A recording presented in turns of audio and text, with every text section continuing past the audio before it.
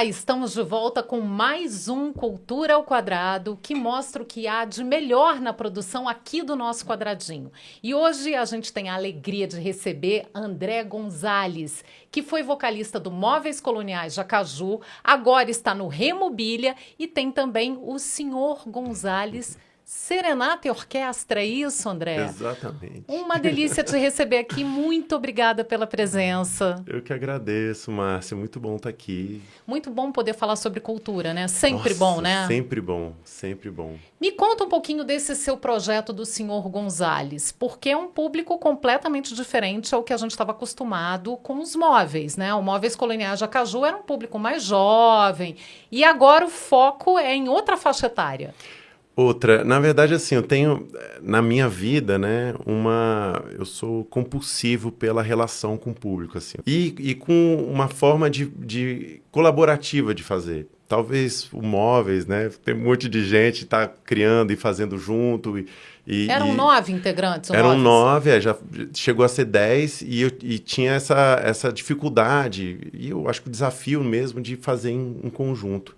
E a relação, essa relação que se estabelece com o outro, né? Ela sempre foi meu foco. Eu sou formado em design, né? E eu também tenho essa loucura no design. Então, eu coloquei esse desafio. Cara, eu quero fazer, mas com um público definido. Então, eu quero definir, eu quero restringir o público. E no início, era uma ideia que eu tinha passado para a banda, era uma ideia bem maluca, que era o seguinte, fazer um disco com 3 faixas etárias. E fazer o mesmo disco, então tentar pensar numa história que passe pela criança, aí vá pro jovem, né, que era o nosso público, e chegue no mais velho. Uma loucura, né? Aí a gente ousado, foi, no mínimo ousado, né? No final foi interessante porque o Beto, que era o flautista, pegou o público mais jovem, fez um projeto focado na infância, e eu fiz um projeto focado no mais velho. E eu lembro do longa-metragem do Zé Eduardo Belmonte, O Mobília em Casa, sim. que mostrou muito esse processo criativo do Móveis e vários clipes de músicas.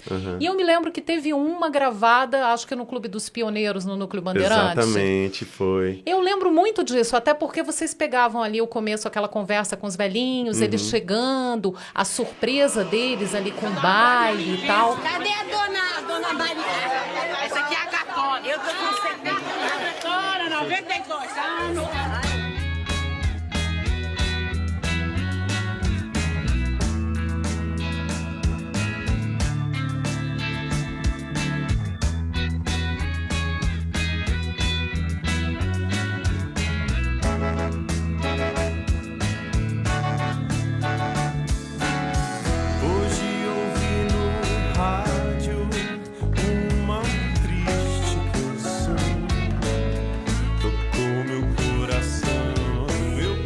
Isso acabou sendo uma espécie de uma sementinha? O que veio primeiro? Foi uma semente, foi. Engraçado, né? Foi uma semente. Não partiu dali, foi engraçado, né? Mas foi uma experiência muito legal, foi uma experiência muito boa, assim. E, assim, é interessante, né? Porque quando a gente trabalha... Quando eu pensei no público, né? E essa vivência lá no filme, a gente teve essa vivência do baile... Ele tinha uma certa caracterização que a gente fez e tal. E quando eu pensei no projeto, eu também criei esse ar, né? Então, vamos relembrar a era do rádio, uma fissura pelas radionovelas, né? Então, o Dreher, que é o tecladista, ele foi produtor no Rio Grande do Sul da maioria das bandas de rock lá da década de 90. E ele é uma tradição familiar trabalhar com rádio, que o pai dele trabalha com rádio. Sensacional. Então ele fez um curso de Foley, que é fazer os sons, né, os desenhos de som, os efeitos sonoros com coisas, né, imaginar. E então eu tinha isso na mão. Ele falou, não, a gente tem que fazer radionovela e vamos resgatar a era do rádio e tal.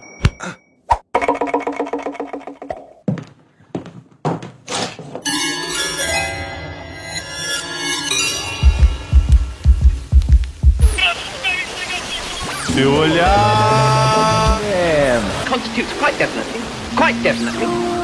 No capítulo anterior de nossa radionovela, Eu sonhei que tu estavas tão linda. Um baile. Festa de raro esplendor. Os sonhos mais lindos. Sonhei. Onde os clássicos se reinventam no original.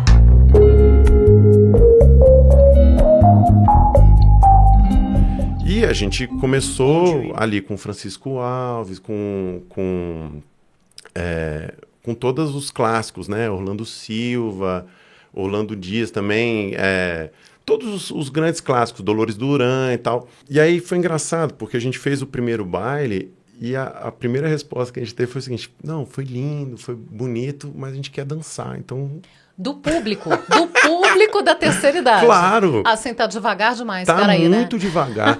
E tem uma coisa interessante, porque o que a gente fez? A gente, no primeiro momento, falou, não, vamos pegar o público do Móveis e vamos trazer o público junto com o mais velho. Então, Como se os filhos levassem os pais para esse filhos baile. e os netos, E essa, no final, é a ideia central do projeto. Não é um projeto exclusivamente para o idoso, mas é um projeto que tem um centro no idoso, é um projeto que valoriza o idoso, que valoriza o envelhecer, principalmente. Então, é para a gente refletir, como é que a gente quer envelhecer. Que é uma coisa complicadíssima no Brasil, né? Muito complicado. Assim, que a população está envelhecendo e é uma população praticamente invisível, né? Totalmente invisível. Não, inclusive para a cultura, né? Totalmente. E é uma loucura, porque a gente fez o projeto e eu acho que logo acho que 2 anos, 1 ano depois, o Móveis terminou, né? Então teve uma pausa. Eu fui... Todo mundo lamenta isso até hoje, tá? Os brasilienses todos lamentam isso até hoje. É verdade.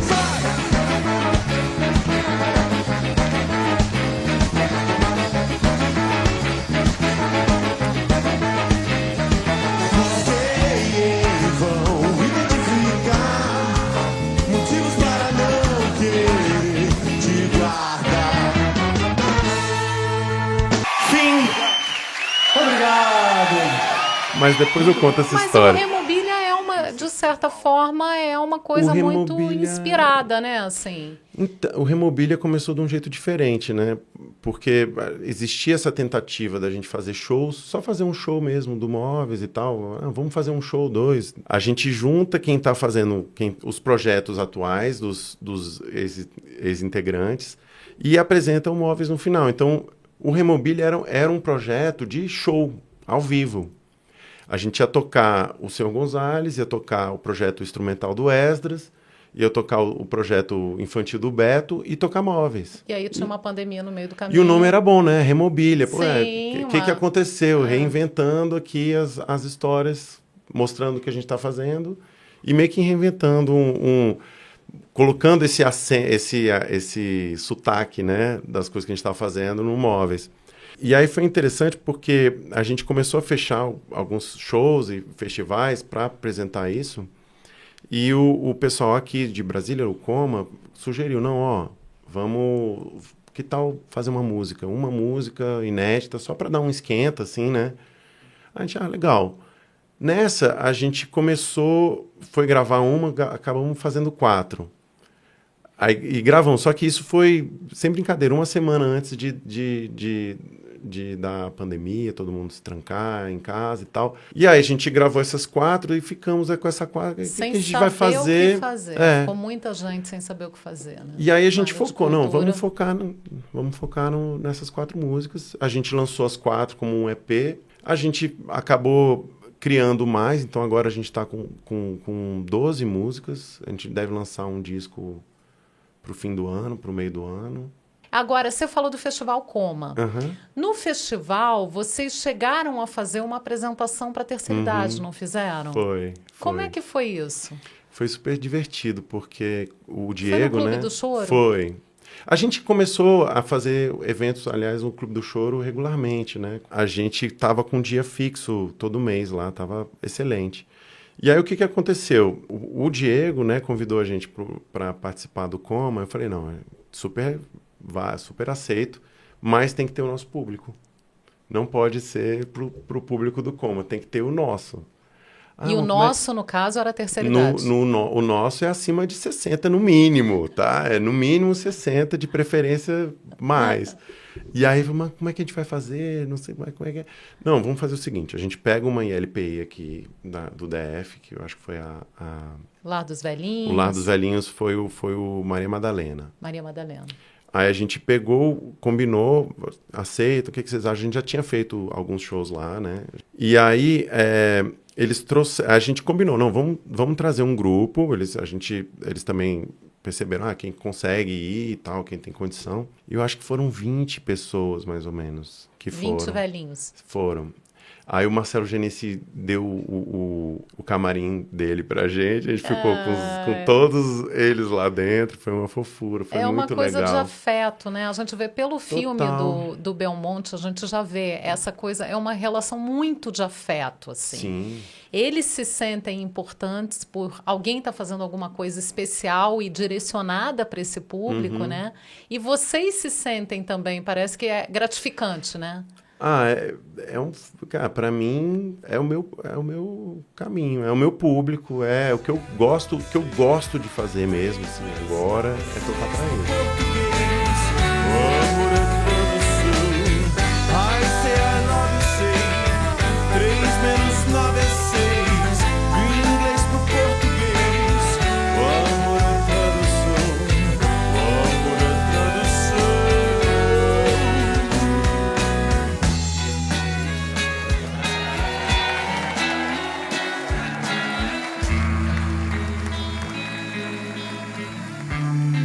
Eu acho que assim, a gente se esquece, talvez a pandemia tenha dado esse tempero na vida, de que a morte tá aí, tá do lado, né? E eu acho que atingir essa idade avançada e lidar com esses limites, né, da velhice e também superar eles, significa entender que você está vivo. E que você está vivo ali agora, né? Naquele instante. Reviver o presente, né? Uma coisa que a gente tem muita dificuldade, né? Porque a gente está sempre projetando o futuro, sempre preocupado com alguma coisa, sempre em função de alguma coisa que virá, né? E esquece um pouco o momento, o agora, aqui, né? É uma energia de vida, assim. É uma coisa que te comove, que te movimenta mesmo, né? E foi, assim, a pandemia foi para mim foi complicado. Para quem não foi, né? Porque eu acho que balançou demais, assim, as pessoas. Acho muito... Mas eu acho que teve gente que conseguiu ter força para fazer, né? De início eu tava assim, né? Cancelou tudo, derrubou tudo, eu fiquei meio desesperado, voltei a trabalhar com design e tal, e mantive o Sr. Gonzalez online fazendo as lives, né? Mas eu inventei uma teleserenata, que era muito fofo, assim, foi muito legal, foi muito bonito. Que era o seguinte, o filho ou o neto enviavam uma música pro avô, pro pai, para quem tivesse mais de 60, e eu priorizei os mais vulneráveis, acima de 80 e tal. Então eu ligava, podia ser por telefone, teve uns casos de telefone fixo, não tinha celular. Nossa, que barato. E aí filmava, e era uma live para uma pessoa só, né? No final, assim, eu fazia a live dessa ligação, né? E aí cantava e tal. Então eu vou começar a capela, porque a gente não se preparou para essa música. Mas você em casa, você aí, você que está sentado no sofá agora, pode cantar comigo. Vem comigo. Meu coração, não sei porquê, bate feliz quando te vê. E assim, eu acho que eu fiquei, sei lá, umas 2 ou 3 semanas fazendo todos os dias. Mas aí a pandemia me pegou e eu tive uma crise de ansiedade, estava fazendo muita coisa ao mesmo tempo, estava muito desesperado. Aí eu parei mesmo, falei, cara, não vou dar conta. Eu fiz algumas lives com pessoas que depois, posteriormente faleceram, isso ficou muito pesado, assim. Falei, cara, não vou conseguir. vou dar um tempinho. Fazer uma pausa, né? Reorganizar, recarregar a bateria, organizar a cabeça de novo para tocar para frente. Né? Mas você não abandonou o público jovem, né? O público mais jovem acompanha o Remobília, tá no Spotify, tá nas plataformas e as pessoas acompanham, né? Sim. E eu acho que deve ter muita pressão, assim como eu, público brasiliense, assim, deve ter muita gente que, quando vocês vão fazer show? Quando abrir de novo, vocês vão fazer, vocês voltam, né? Fica sempre aquela coisa assim, vocês dão um jeito de voltar? O Remobília é um pouco isso, é um pouco a volta do Móveis numa outra configuração? Não é. Não é? Não, foi até complicado, porque era para ser exatamente um show, era para ser um show, né? E eu acho que a gente vai sair com esse show, no final das contas. Aí, tinha essa intenção da gente tocar Móveis e tocar o que era nosso. Virou um projeto autoral, então não é... Eu até fiquei questionando, assim, cara, será que continua a Remobília? Será que essa visão, né, de que a gente vai... Porque a gente vai tocar Móveis, tudo bem, agora, mas, pô, a gente já tem um disco agora. E não é o Móveis, porque já é e não é, né? Porque a gente não vai deixar de ser, né? Então, a minha fissura, por exemplo, de ter interação com o público, ela continua. É a mesma coisa no baile, até mais intenso no baile do que era no Móveis. E essa fissura continua no Remobília, no que a gente planejou. A gente chegou a planejar um show que já vai virar outro, porque a gente vai lançar um disco. Então, já está outro show também. Mas como é que é a relação de vocês, como artistas, com o público de Brasília? Vocês sendo daqui e terem... todos vocês optaram por continuar aqui, né? Então, como é que essa relação é diferente se apresentar para o público de Brasília? É diferente estar em Brasília? Totalmente diferente. Eu particularmente, mas eu acho que a grande parte, teve 2 integrantes que foram para São Paulo, né? Inclusive o Beto, que está no Remobília, tá também ainda está lá em São Paulo. Mas, assim, eu sou um apaixonado pela cidade. Eu sou apaixonado e a gente tem uma sensação, né? Eu sempre tive uma vontade, um ímpeto de entender o que é a identidade. Qual é a minha identidade? O que eu sou sendo daqui? Final da década de 90 e 2000, tinha muita coisa, mas não era tanto quanto tem hoje, assim, em termos de... Né? Eu acho que hoje a história do espaço se tornou um vínculo de identidade, né? Então, como é que a gente está transformando, como é que a gente transforma os espaços em outras coisas, né? Que eu acho que teve na década de 80 ali, Cabeças, né? Projeto Cabeças. Projeto Cabeças. E tinha coisa também das bandas de rock ligarem o amplificador em qualquer tomada emprestada e tocaram debaixo do bloco, tocarem na frente do Foods. Já tinha um pouco isso. Tinha. Essa necessidade de tomar conta da cidade, né? Assim, a cidade é nossa, né? Sempre rolou muita coisa, assim, né? E sempre foi essas coisas, assim, essas descobertas, né? Porque no final, a minha loucura é descobrir as coisas, né?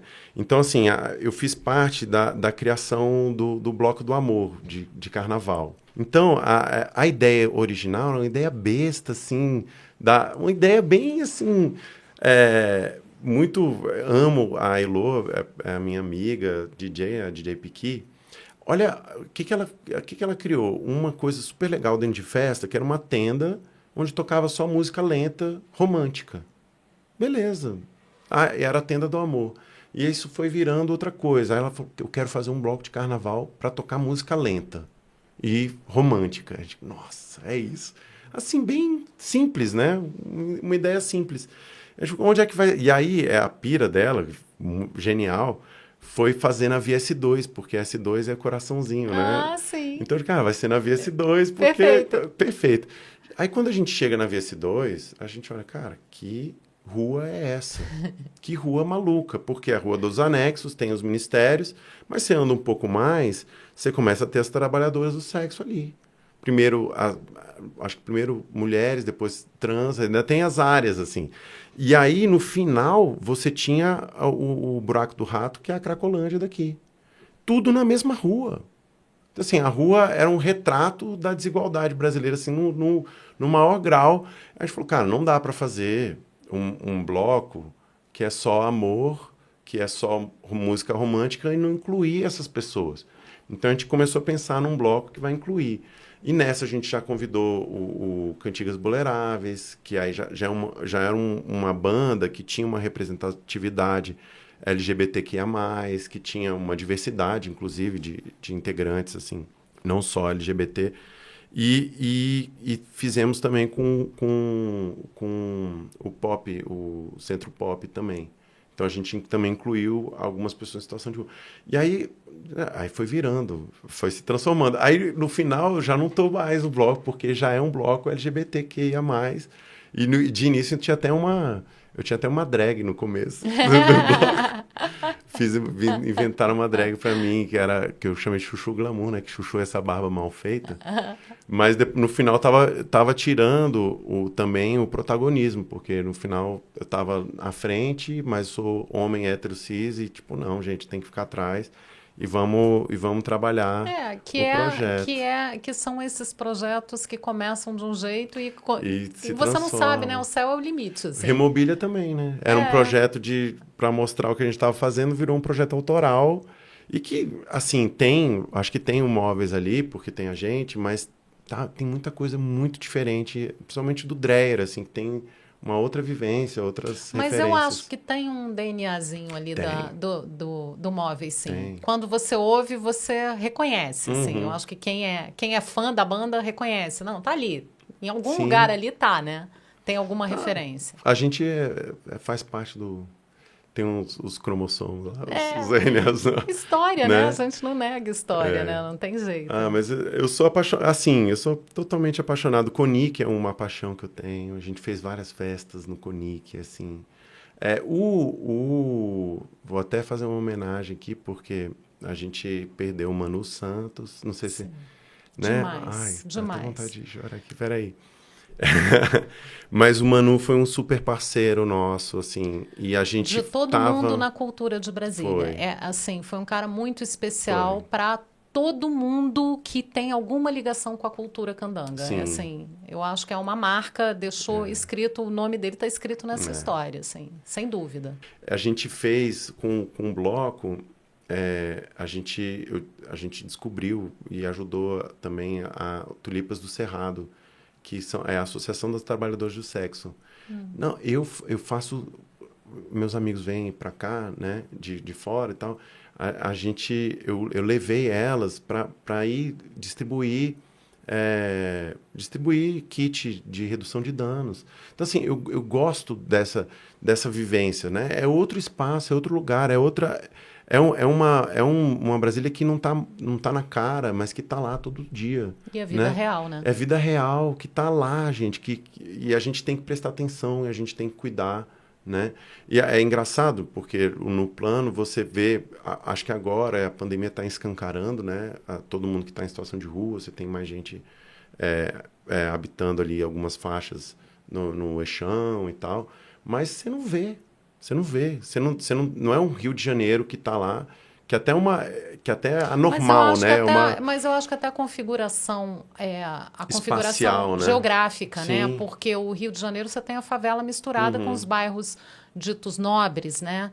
Em Brasília, não. Em Brasília você tem o plano piloto e aí é apartado das regiões administrativas, né? E aí eu acho muito legal porque a cultura é uma ponte.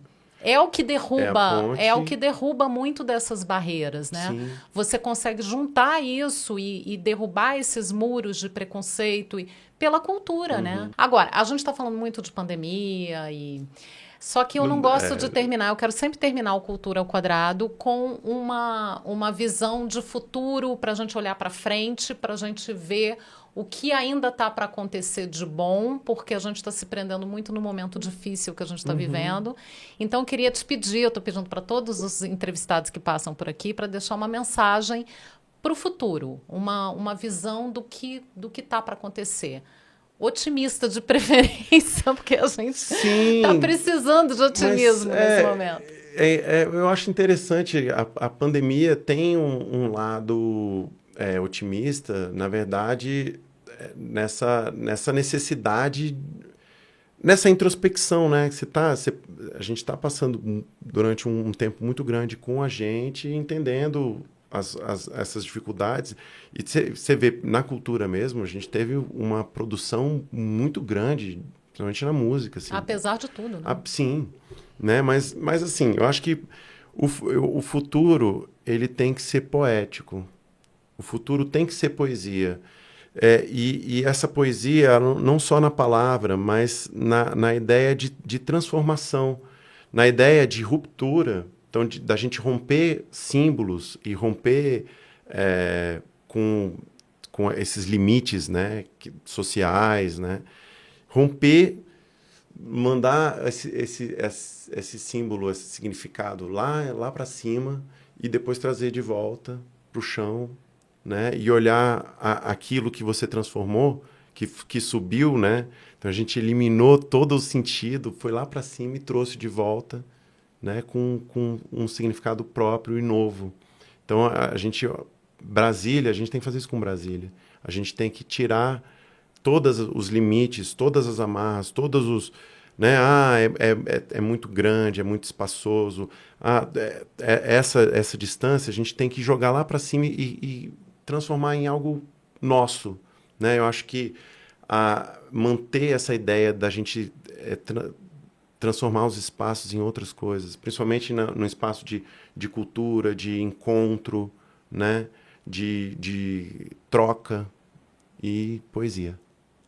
Poesia rima com utopia também, né? Rima com utopia, rima com essa utopia. De transformar, né? Mas eu acho, eu já abandonei a utopia do Lúcio Costa. Agora a gente tá na era da poética, transformar esses espaços em coisas... Mas a utopia do Lúcio Costa sobrevive, por exemplo, nos pilotis. Porque Sobrevive. A gente tem o espaço embaixo do bloco, debaixo do bloco você pode brincar, você pode usar, o pedestre pode escolher o caminho que ele quiser. Isso é muito livre, né? Isso é poético. Mas já não é mais utopia, assim, né? Não é mais uma utopia, ainda é uma realidade também, que assim, eu ainda Mas é ainda uma realidade vou ver... que a gente tem que brigar um pouco por ela, né? Para não perdê-la, né? Porque assim. tem gente botando cerquinha. Pois é.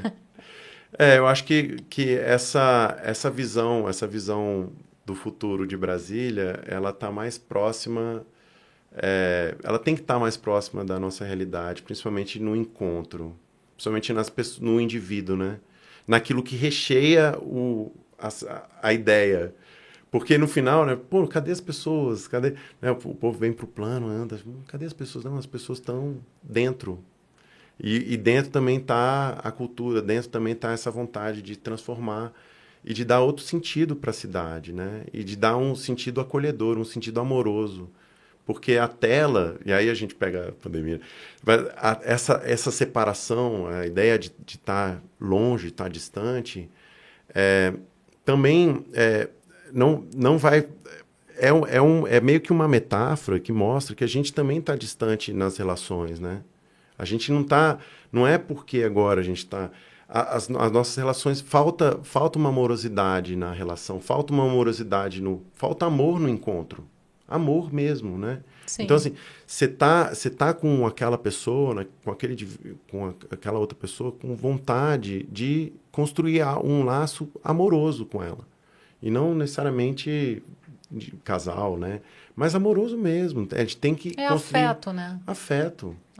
Que é a gente volta para o começo, né? Que Sim. é o baile do Que Senhor o Gonzalez, baile, né? É puro afeto, né? É mais do que música, é afeto.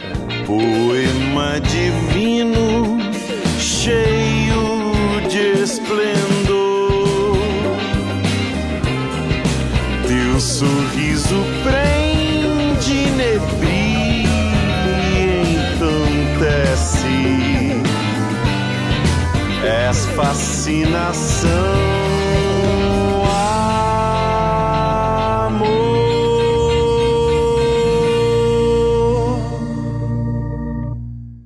André, queria te agradecer demais a presença aqui Eu no que Cultura ao agradeço. Quadrado. Foi ótimo o bate-papo. A gente vai ter tempo para conversar muito mais aí para frente.